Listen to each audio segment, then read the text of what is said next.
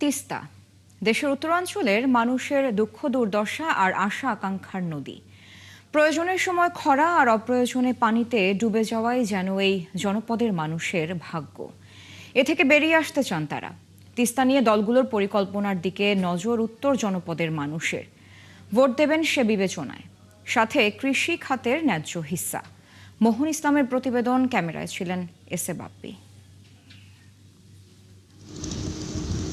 দেখে মনে হতে পারে এটি কোনো কৃষি জমি কিংবা সবজির বাগান।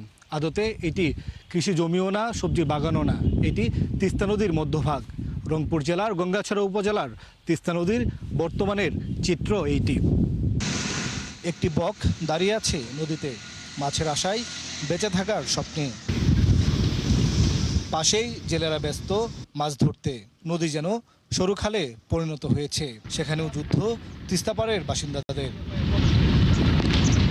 তিস্তার বুক চিরে উঠেছে চর, যেখানে ফসল ফলাতে ব্যস্ত কৃষক। পানির কমতি তাদের প্রধান সমস্যা। এত বাজে অবস্থার মধ্যেও কাজ করে যাচ্ছেন রফিকুল ইসলাম। ভোটের মৌসুমে কাজ শেষে গ্রামের বাজারে শোনেন দলগুলোর আশ্বাসের কথা, খোঁজেন তিস্তা নিয়ে তাদের পরিকল্পনার বিষয়। চাওয়াটা এতটুকু যে আমার তিস্তার পানি থাকে না, এই তিস্তার পানি না থাকার কারণে বোরিং করে পানি দেওয়া গেছে। তার মতোই নদীর বুকে কৃষিতে ব্যস্ত আরো কয়েকজন। তাদের প্রাণের দাবি, প্রয়োজনের সময় যেন তিস্তায় পানি পাওয়া যায়। যদি তিস্তা নদীর পানি থাকতো তাহলে বোটিং করা লাগতো, বুঝছেন? তাহলে পানি থাকলে ওই ওষুধে খেতে হইতো। নীলফামারীর চারালকাটা নদী তিস্তার একটি শাখা। নদীর ঠিক পাশেই কাজে মগ্ন কয়েকজন। তারপরও এই সেচের পানির ওপর নির্ভর করতে হয় এই জনপদের মানুষের, যা খুবই ব্যয়বহুল এবং কষ্টসাধ্য। পানির এই কষ্ট তাদের একমাত্র সমস্যা না, আছে প্রয়োজনীয় সার বীজ না পাওয়ার দুঃখ। সার পাওয়া যায় না, সারের জন্য বহু ঘোরাঘুরি করি সার নিয়ে এনে আলু লাগাছি। সস্তা আমরা মহঙ্গা না, যা সহজে আমরা কিনতে পারি। পঞ্চগড়ের দেবীগঞ্জ বেশিরভাগ মানুষ নির্ভরশীল কৃষির উপর, কিন্তু নানা সমস্যা তো আছেই, সাথে ফসলের দাম না পাওয়ার বিড়ম্বনাও। এবার মনে করেন আলু তো আমরা লস খাইছি, যে লসটা তবিল তো আমার শেষ।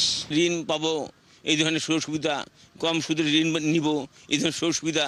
নির্বাচনে অংশ নেওয়া বিএনপি ও জামায়াত দুইটি জোটেই বলছে তিস্তা মহাপরিকল্পনা আর কৃষকদের অধিকারের কথা। এটি নির্বাচিত সরকার হয়ে গেলে ভারতের সরকারের সঙ্গে সেটি আমরা আলোচনায় বসবো।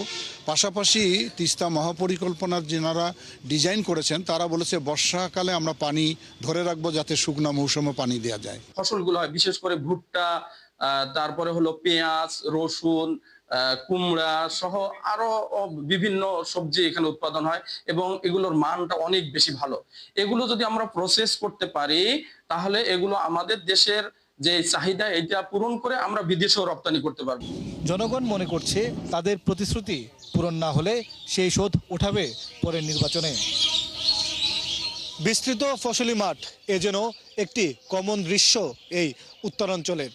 এই ফসলি মাঠে ফসল ফলাতে কৃষকের প্রয়োজন পর্যাপ্ত পানি, বীজ আর সার। উৎপাদনের পর তাদের চাওয়া ন্যায্য মূল্য। এমন দাবিটি যারা অগ্রাধিকার দিবেন সেই দলের ভোটের পাশেই তারা থাকবেন বলে বলছেন। মোহন ইসলাম, ৭১, দেবীগঞ্জ, পঞ্চগড়।